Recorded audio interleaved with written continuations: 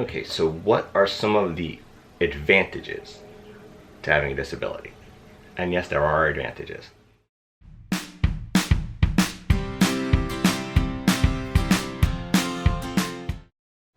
The first one is parking. Anybody that's gone to the mall on a Saturday before Christmas knows that parking is a pain. And I have a handicapped parking plate, on my car, which makes things significantly easier. I'm gonna admit to you guys right now, when I need it and when they are available, and the only ones available especially, I will use the handicap spots. But if there are regular spots that are just as close and available, I will use those regular non-handicap spots, because yes, I have a disability. Yes, it affects me. Yes, it makes things difficult. But relatively speaking, I feel like I have it easy. There are people with far more severe disabilities than I have. There are people with far worse mobility issues than I have. And I know those people need those spots more than I do. So if I do not need that spot, and there are other options for me, I will not use one of those spots. But having the option to use that is definitely an advantage. Advantage number 2, better seating. There are better seatings in venues. There are better seating in movie theaters, better seating in a lot of places for people with disabilities. For example, we just went to a concert at Madison Square Garden, and I had gotten, middle of grade seating. And usually I do that, and getting to the seat is not an issue, or has not been an issue in the past. But lately I've been relying more and more on a wheelchair, and I knew getting into the city would be taxing on me. And I didn't know if I would be able to do all of that with my crutches, so I did want to take my wheelchair. And I hadn't gotten the handicap, or the ADA seating. But I called the venue, and they said, no problem, if we've got it available, we can get it for you. If not, you can get you to your seat in the wheelchair, and then we can store the wheelchair for you, which is great. Not a lot of places will do that, which is great. But we ended up in, pretty decent seats that were much more comfortable, more room than you would normally have, because they were the ADA seating. So that is definitely an advantage. That's the other thing, public transportation. Crowded buses, crowded subways. I live in New York City, so public transportation is like the way of life around here. And let's face it, New Yorkers are not known for being the friendliest people, which I don't think is necessarily true, but that's the reputation we have. When you have a disability and you're on public transportation, people could not be nicer. We had an issue when we went to the concert where we were taking a bus, and I was in the wheelchair, and the bus has a lift that can get you into the bus and out of the bus, and it was not working. And there was a busload of people that were stuck there while they were trying to figure out how to do this. Those people could not have been nicer. They were trying to help. They were seeing what they could do. If we needed anything, the bus driver got on and said, we need these seats. Can you vacate these seats? No problem. They could not have been nicer. And I think on a day-to-day basis, you're not going to find that if you're, quote, normal. I don't necessarily think that's it's good if you're disabled, but I don't think as a society that says a whole lot. Another advantage, lines. When you have a disability, most of the time, you do not have to wait on lines. Of course, now things are starting to change a little bit. for example, when I was a kid and we would go to Walt Disney World, it was not as handicapped accessible as it is now. So you would always have to go in through the exits, which meant you completely bypassed lines, which made going on rides a heck of a lot faster, a heck of a lot easier, and less aggravating. But we went there to the Magic Kingdom recently, and they've changed their policy and they've made things more handicapped accessible, which is great, wonderful. And it's not as convenient and easy as it had been to get onto rides, but I think it's definitely much more, it evens the playing field a little bit more.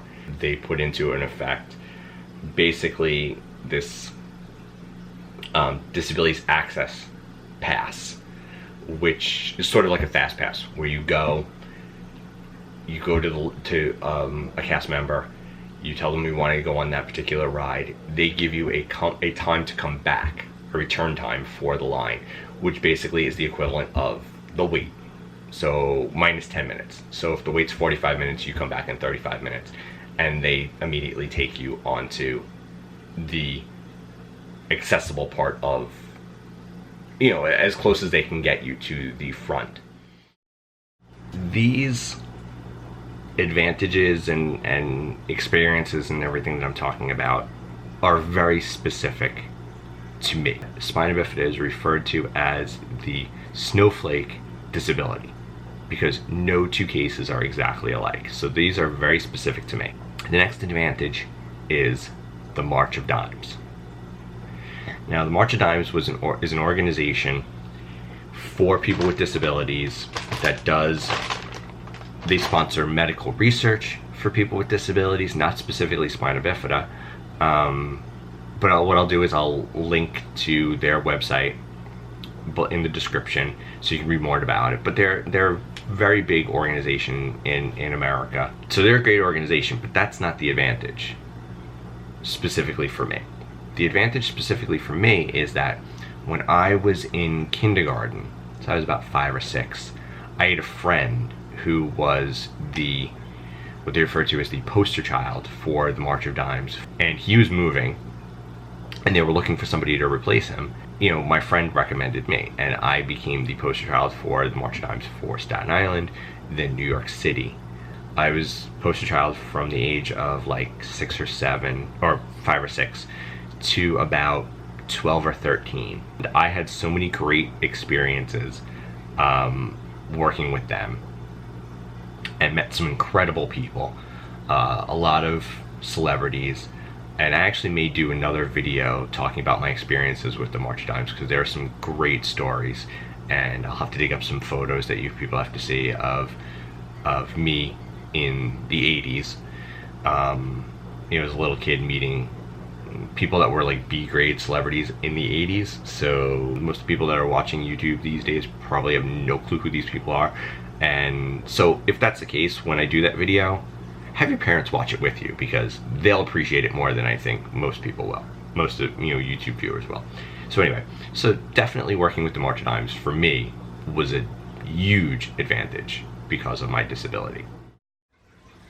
Okay, the next advantage to me having a disability, and this is I can never neither deny or confirm this, but for a brief moment in the late 90s, I may or may not have been big in Japan. My family and I, we were on vacation. We were hiking in Bryce Canyon in Utah, which if you've never been, you have to go. It's awesome. And because I use crutches, I tend to, when I walk, I look down, because I'm trying to coordinate, a quote normal person coordinates their left and their right foot. But with the crutches, you have to coordinate your left foot, your right foot, your left crutch, and the right crutch, which makes things a little bit more difficult, especially if you're hiking on a trail that has dirt and rocks and all that stuff. You want to make sure that you don't put your crutch one of your crutches on, a rock that suddenly will go out from under you and you fall flat on your face. So I tend to look down. And I was hiking up, I was looking down, my father was behind me, and he was looking ahead of us, and he suddenly started laughing. And I said to him, "What is so funny?" And he said, "Look ahead of you." And I looked up, and at the top of the ridge, at the top of the canyon, there was an entire tour group from Japan, like 20, 30, 50 people, a lot of people. And they all had their cameras out, they were all taking pictures, video, and all this stuff. And it took me a minute to realize that they were not videotaping or taking pictures of the beautiful scenery in Bryce Canyon. They were all taking pictures of me hiking up the canyon wall. And again, I live with my disability. I don't think about it, and it took me a minute. Like, I was thinking to myself, why? And then I realized, wait a minute, there's a dude with crutches walking up this canyon. Which, I'm not saying people with disabilities don't do these type of things, but you don't see it as often. So, to this particular group of people, it was fascinating, and they all took photos and videos and everything, and they, when I got up to the top of the canyon, they were all like smiling, giving me thumbs up, and everything, and it was pretty cool, I guess. And then, obviously all of these people went home and showed all of their friends and their families these photos and everything. So, like I said, there's a possibility. 90s could have been big in Japan. The next advantage is push-ups. Now, obviously my disability, it limits me physically. I'm not able to do things as well as, somebody without a disability. But one thing I can do is I can do push-ups till my arms fall off. And that is because I use the crutches.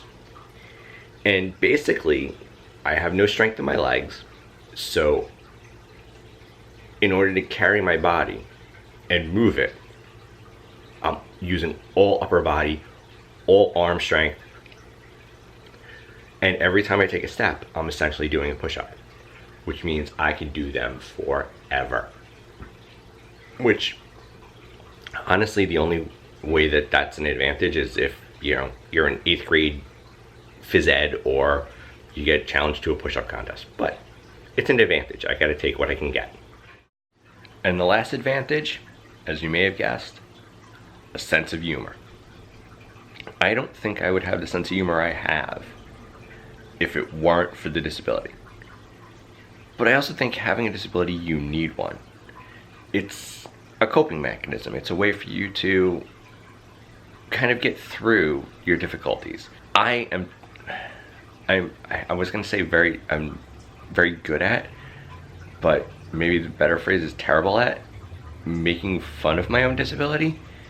And somebody asked me at one point why I do that, and I think it takes away somebody else's ability to make fun of it. Like, if I'm making fun of it, somebody else making fun of it would be less effective. But they still do it. I mean, it's very rare, but it does happen. I'll give you an example. There are various phrases that people can use to describe somebody with a disability. A person with a disability, there's disabled person, there's a handicapped person. I, on occasion, have referred to myself as gimpy, which it's offensive. It can be offensive, but I feel like if I'm using it, it's not that bad. One time, I got in a text message from a friend of mine who called, texted me in a panic that they wanted me to know that they thought my Twitter account had been hacked because my username, my handle, had been changed to Gimpy Matt. And they were like, I can't believe somebody would do that, that's so wrong. And I said to them, I did that. I changed it to Gimpy Matt. And there was a pause for a minute, and they went, oh my God, that's hysterical. Like, it completely changed their attitude knowing that it came from me. The problem with that is that other people that I kind of knew indirectly, like I knew them, but I would not consider them friends. They were more acquaintances or like friends of friends, started referring to me as Gimpy Matt, and calling myself that, it didn't bother me, but obviously, but somebody else using it did, which I thought was kind of odd. I quickly changed it back and people stopped using it and whatnot. But yes, a sense of humor is a definite result and a definite advantage because of my disability. It's a necessity because of my disability. Some of the funniest people I know are people with disabilities who can very freely make fun of the fact that they have disabilities and make light of it. And I do it all the time, and you know, it kind of takes away from the seriousness and the gravity of the situation. You know, you make light of it, you make light of a bad situation, and it makes the situation better. That being said, somebody with a disability making fun of their own disability, making light of their own disability is fine. Be very careful if you do not have a disability and you make light of somebody's disability, because not everybody is as okay with it and open to that type of humor. So just be careful, but yeah, just be careful.